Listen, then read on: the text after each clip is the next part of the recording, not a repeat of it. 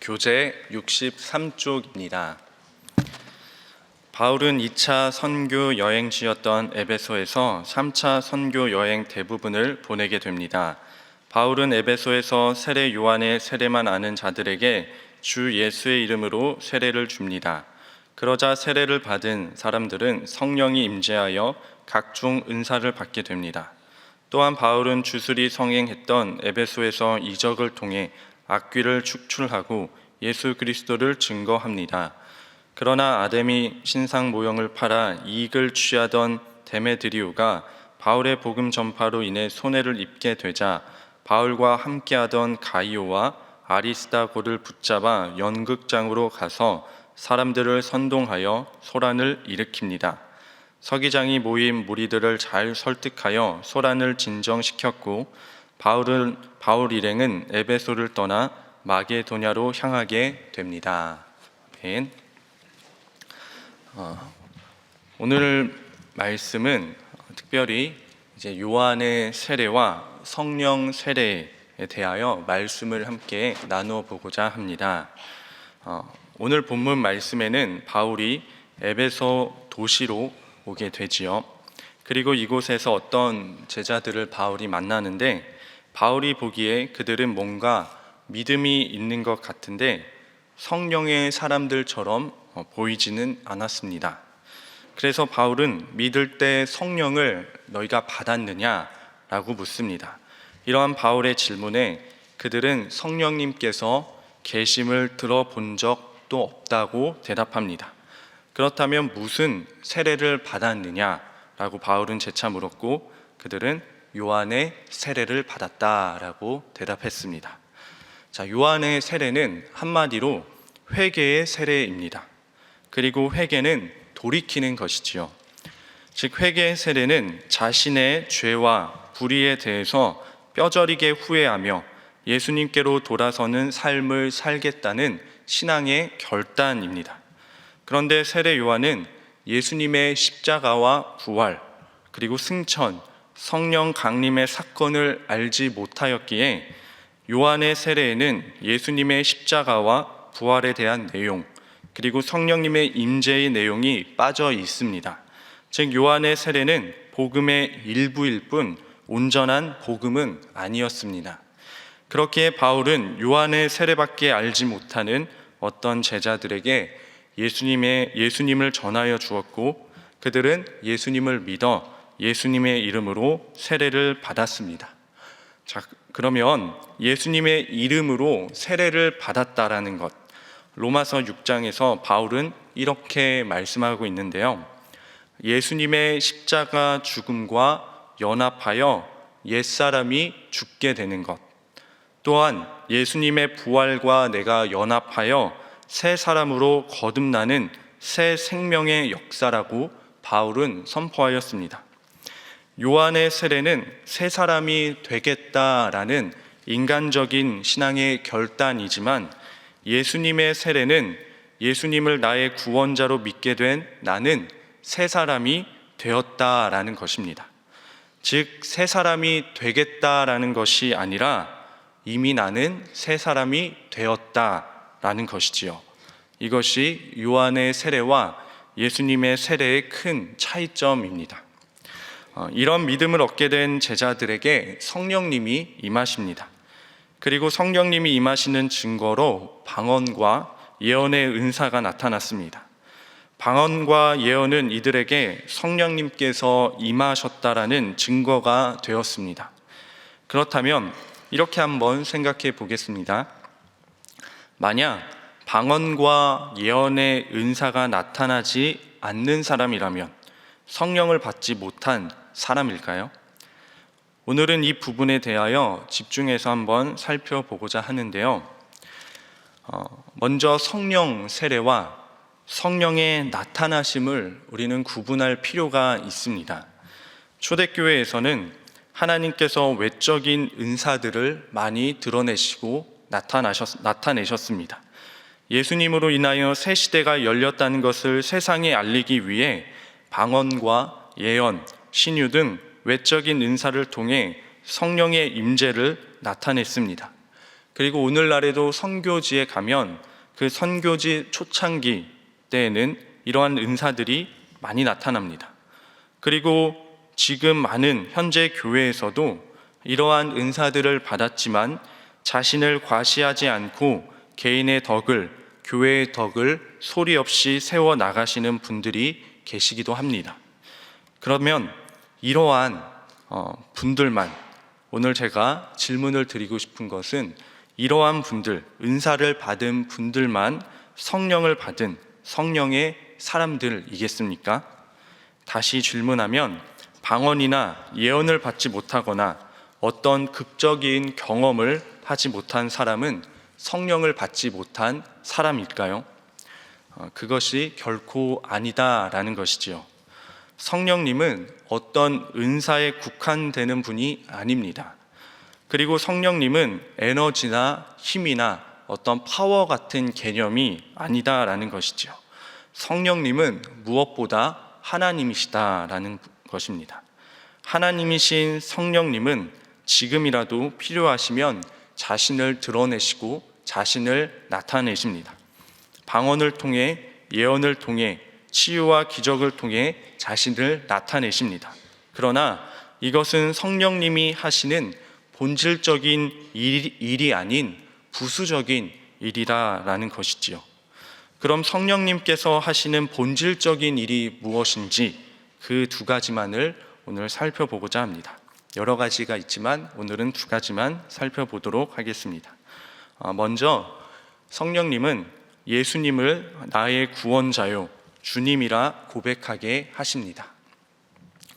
고린도전서 12장 3절 말씀을 보면 그러므로 내가 너희에게 알리노니 하나님의 영으로 말하는 자는 누구든지 예수를 저주할 자라 하지 아니하고 또 성령으로 아니하고는 누구든지 예수를 주시라 할 수 없느니라 라고 말씀하십니다. 사랑하는 신일의 성도 여러분, 우리가 예수님을 나의 구원자요 나의 주님이라고 고백할 수 있는 이유는 우리의 의지로 고백하는 것처럼 보여도 사실은 우리 안에 내주하고 계시는 성령님 때문입니다. 요한복음 9장에 보면 날 때부터 시각장애인이었던 사람이 나오는데요, 예수님께서 그 시각장애인을 먼저 찾아갑니다. 그리고 예수님께서 그 사람이 보이지 않던 눈을 보게 하십니다. 시각장애인이었던 사람은 자신의 노력으로 눈이 스스로 떠진 것이 아니라 예수님께서 은혜를 베푸셔서 그 눈이 열렸다라는 것이지요. 이 말씀을 비유적으로 보면 모든 사람은 죄인이었습니다. 성경에서 말하고 있는 아담 이후로부터 말하는 죄인은 죄를 지어서 우리가 죄인이 된 것이 아니라 죄인이기 때문에 죄를 짓게 된 존재적 죄인을 말합니다. 그리고 죄인이라는 것은 하나님에 대하여 죽은 자를 의미하기도 합니다. 하나님에 대하여 죽었다, 영적으로 죽었다라는 그 의미는 이와 같은데, 여러분, 시체가 스스로 다시 일어서서 또 달려갈 수 없지요. 한번 죽은 시체는 움직이지 않습니다. 눈을 뜰 수도 없고 달려갈 수도 없습니다. 마찬가지로 하나님에 대하여 영적으로 죽은 자였던 죄인은 결코 스스로 예수님을 주님이라 고백할 수 없다라는 것이죠. 생명의 영이신 성령님께서 인간의 이성으로 온전히 이해할 수 없는 신비로 우리 안에 먼저 찾아오셨을 때 생명 되신 예수님을 인식하게 되고 예수님이 믿어진다라는 것입니다. 그리고 우리가 믿는 예수님은 약 2000년 전에 이 땅에 오신 분입니다. 여기서 예수님의 실제 얼굴을 한 번이라도 뵌 분이 여기 계십니까? 그리고 한 번도 보지 못한 예수님이 우리의 죄를 위하여, 우리의 죄를 대신하여, 우리의 죄를 대표하여 십자가에 못 박혀 돌아가셨다가 3일 만에 부활하고 승천하셔서 하나님 보좌 우편에 앉아 계신다는 것을 여러분 어떻게 믿으시나요? 세상의 많은 사람들은 이 사실을 믿지 않거나 비웃는 사람들이 훨씬 많습니다. 하지만 우리는 우리의 눈으로 보지 못한 이 진리를 믿고 예수님을 우리의 주님이라 고백하고 있습니다. 이것은 우리의 노력이나 우리의 인지력으로 가능한 것이 아니라 성령님께서 먼저 우리에게 임하여 주셨기 때문이다라는 것입니다. 즉 성령님이 하시는 가장 본질적인 일은 실제로 한 번도 뵌 적이 없는 예수님의 십자가와 부활의 사건이 거짓이 아니라 진리이다. 이것을 증언하시고 우리 마음에 인치시고 확증하시는 일이 성령님께서 하시는 본질적인 일입니다. 그렇기에 예수님이 나의 구원자이시오 나의 주님이라고 진실하게 고백할 수 있는 사람은 성령님이 함께 하시는 성령의 사람이다라는 것이지요. 그럼 두 번째를 살펴보면 성령님이 하시는 두 번째 본질적인 일은 우리의 주님이신 예수님의 말씀에 순종하게 하십니다. 에스겔서에 성령님에 대한 예언의 말씀이 나오는데요. 에스겔서 36장 26절에서 27절 말씀을 보면 또 새 영을 너희 속에 두고 새 마음을 너희에게 주되 너희 육신에서 굳은 마음을 제거하고 부드러운 마음을 줄 것이며 또 내 영을 너희 속에 두어 너희로 내 율례를 행하게 하리니 너희가 내 규례를 지켜 행할지라. 에스겔 말씀은 주님의 영을 우리 속에 두는데 그 목적이 하나님의 율례를 행하게 하는 목적이다라는 것입니다. 즉 성령님은 우리가 주님의 말씀에 순종할 수 있게 합니다. 무슨 말이냐? 예를 들어 요한복음 13장에 보면 예수님은 자신의 피로 새 언약을 맺었지요. 새 언약은 예수님의 보배로운 피로 맺어진 것이기에 결코 파기되지 않은 영원한 것입니다. 그리고 예수님은 새 언약을 맺으시면서 새 계명을 또한 우리에게 주셨습니다. 내가 너희를 사랑한 것 같이 너희도 서로 사랑하라 라는 말씀이죠. 이것은 새 계명이기 때문에 지켜도 되고 안 되고가 아니라 반드시 지켜야 하는 예수님의 명령입니다. 그런데 예수님이 주신 새 계명은 그냥 사랑하라 라는 것이 아니라 내가 너희를 사랑한 것 같이 너희도 서로 사랑하라 라고 말씀하셨다라는 것입니다. 예수님의 사랑으로 서로 사랑하라 라는 것이지요. 그런데 예수님의 사랑은 어떤 사랑입니까? 자신의 목숨조차 아끼지 아니하셨던 십자가의 사랑이었습니다. 그에 비해 우리는 어떻습니까? 이웃을 혹은 같은 교회 성도들조차 사랑하지 못하기도 합니다. 심지어는 가족조차 온전히 사랑하지 못하기도 합니다. 이런 우리가 어떻게 예수님의 십자가의 사랑으로 서로를 사랑할 수 있겠습니까? 불가능처럼 보입니다. 우리의 힘으로 할 수 없는 것처럼 보입니다. 그런데 우리의 힘으로 할 수 없기에 성령님께서 임하여 주신 것이지요. 만약 우리의 힘으로 가능했다면 성령님은 우리에게 오실 필요가 없을 것입니다. 처음에 요한의 세례와 성령 세례의 차이점을 이야기했는데요. 요한의 세례는 새 사람이 되겠다, 그리고 성령 세례는 새 사람이 되었다의 차이를 이야기했습니다. 이와 더불어 요한의 세례와 성령 세례의 큰 차이는 바로 성령님의 역할에 있습니다. 무슨 말이냐? 요한의 세례는 인간의 노력으로 예수님의 뜻대로 살고자 하는 것입니다. 그러나 성령 세례는 성령님의 은혜로 말미암아 예수님의 말씀에 순종하게 되는 것입니다. 로마서 7장 8장 말씀을 보면 방금 말한 내용에 대해서 구체적으로 보여주고 있는데요. 로마서 7장을 한번 집에 가서 자세히 읽어보시면 분위기가 되게 우울합니다. 로마서 7장에는 예수님이라는 말도 거의 나오지 않습니다. 성령님이라는 단어도 나오지 않습니다. 오히려 나라는 단어가 많이 나오는데요. 즉 바울 자신이 주체가 되어 자신의 힘으로 하나님의 뜻대로 혹은 율법대로 살고자 하다가 그렇게 살지 못해 괴로워하는 모습이 나옵니다. 그런데 8장에는 분위기가 완전히 바뀝니다. 8장에서는 예수님이 등장하고 성령님이 등장합니다. 7장은 바울 자신이 주체였다면 8장은 성령님이 주체가 됩니다. 그리고 7장의 분위기가 우울했다면 8장의 분위기는 감격과 기쁨과 확신이 넘쳐납니다. 예를 들어 7장의 말씀 몇 구절 살펴보면 내 속 곧 내 육신에 선한 것이 거하지 아니하는 줄을 아노니 원함은 내게 있으나 선을 행하는 것은 없노라. 내가 원하는 바 선은 행하지 아니하고 도리어 원하지 아니하는 바 악을 행하는도다. 내 속사람으로는 하나님의 법을 즐거워하되 내 지체 속에서 한 다른 법이 내 마음의 법과 싸워 내 지체 속에 있는 죄의 법으로 나를 사로잡는 것을 보는도다. 오호라 나는 곤고한 사람이로다. 이처럼 나는 원하는데 나는 계속 실패했다. 나는 패배자다라는 이런 우울한 분위기의 말씀이 7장 마지막에 계속해서 나타난다라는 것이죠.